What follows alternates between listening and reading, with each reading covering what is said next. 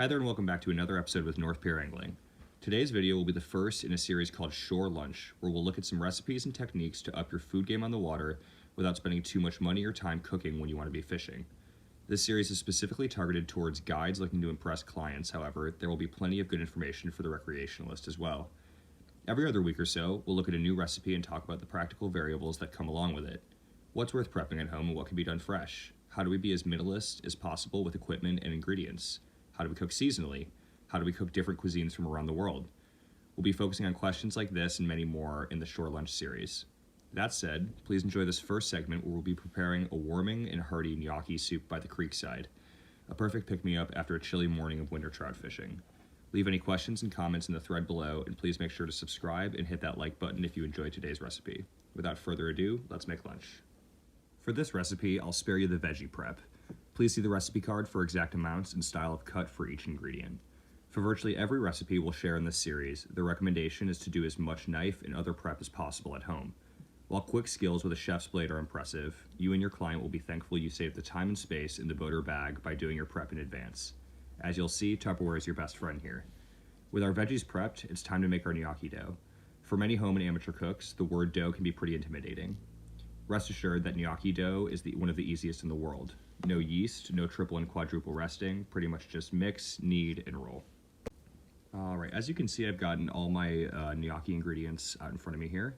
I'm going to start by ricing my boiled potatoes through a potato ricer. You can pick these up at pretty much any Target, Walmart, or any other place that sells cooking equipment. Did the first, we'll just go ahead and do the second. These are skin on. The ricer will take care of all that skinning for you. We'll just go ahead and add our flour into the bowl there. We'll take our chiffonaded basil. That's a style of cut. You can look up a video on that on YouTube. There's plenty of good ones. It's a very simple cut. And we'll make sure to just disperse that well, just so it doesn't clump up as we're mixing. Go ahead and just add our bit of salt there. And then we're just going to come in with a bit of pepper as well. Fresh ground is always best when possible. We'll then come in with our rubber spatula, and we're going to go ahead and get that mixed in, the egg mixed in with that into the mixture. You do want to work quickly here because that potato is still very hot and that egg will cook if you don't move it quick enough. So just make sure you start mixing right away after you add that egg. Now we're just going to add a bit more flour. Our dough is a little sticky. This is a bit of a trick by eye. You'll kind of just get a sense of when it's really coming together and is not too sticky to handle. Making sure to almost dump your dough off the cutting board. We'll go ahead and flip this out and get it kind of bound up together so we can go ahead and start getting kneading here. We'll dust our board with a little bit of flour again just to keep that dough from sticking to the board and kind of flaking off as we're kneading. The technique on kneading here is pretty simple. We're going to press the dough flat, fold it back over, and press it flat again. This is just a simple process that you do need to take some time on. I spent about 8 minutes kneading that dough before you get the smooth ball you see in front of us here. We'll go ahead and loosely cover that with some plastic wrap, let it rest for about 10 minutes before we come back in, taking a knife, and we'll just go ahead and quarter this out. For our purposes today, we'll only need a quarter of that dough, and we'll store the rest in the fridge. Now we're just going to go ahead and dust some more flour on our cutting board and begin rolling our quartered dough out into a cylinder. Once we get it about the width of the cutting board in a uniform cylindrical diameter, we'll go ahead and just cut these as evenly as possible into about inch-long pieces. There is a special tool to put the grooves into gnocchi. A fork works just as well. So you're going to go ahead and just take those little cylindrical gnocchi pieces and just roll them over the tines of the fork. And that will allow you to put that nice imprint on each piece of gnocchi. We're going to go ahead and do this for every piece before we're going to store them in a Tupperware along with all of our other prepped ingredients and get ready to head out to the creek. We'll see you out there.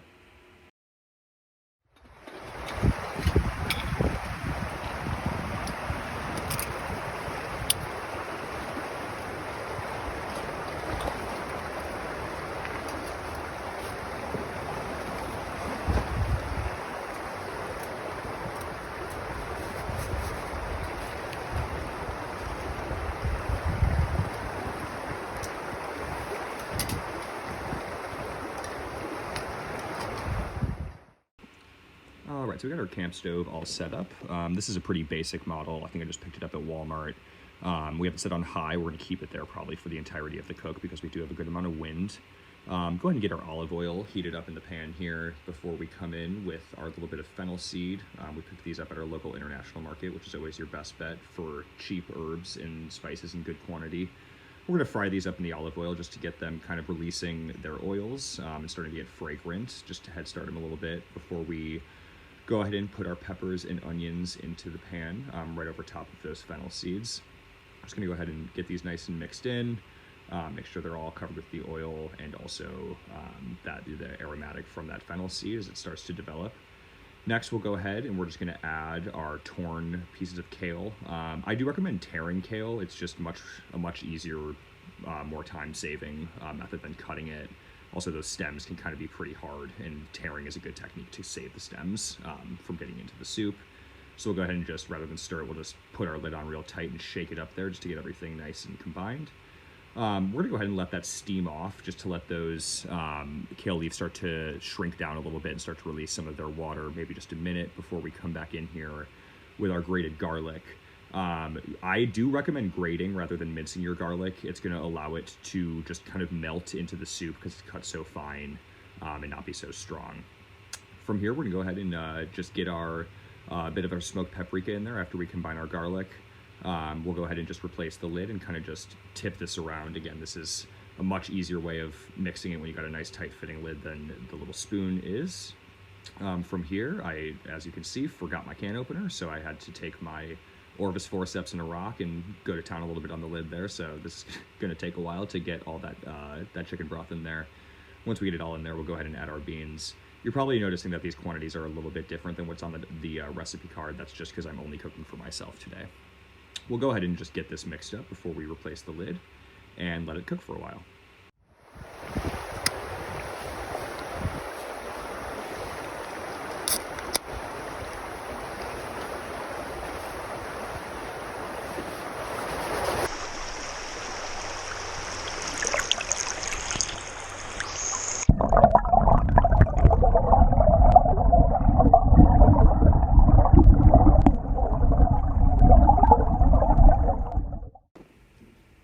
Okay, so we let our beans and veggies simmer there for a little under 10 minutes until fully cooked.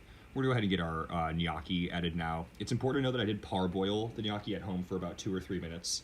That allows it to build up a nice barrier that's gonna prevent it from getting gummy or chewy when you add it to the simmering liquid, and that helps it get light and fluffy on the inside like we want it to. We'll go ahead and submerge each piece of that gnocchi below the liquid. If you need a little bit more, just add more stock or broth or water. It is important to just make sure that those are submerged so you're not steaming them as you would, say, with a chicken and dumplings or something like that. After that, we'll go ahead and replace our lid, let that simmer off for a few more minutes, maybe 4 or 5, before we come back, turn our heat all the way off, remove our pot, get our cooker out of the way.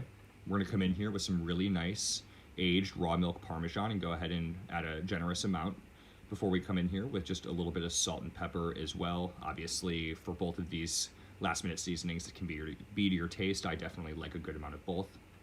From here, we'll just get it nice and close, give this a good mix, and there you have it. There's our beautiful gnocchi soup. Easy, simple, healthy, hearty, and warming on a cold winter day, that's for sure.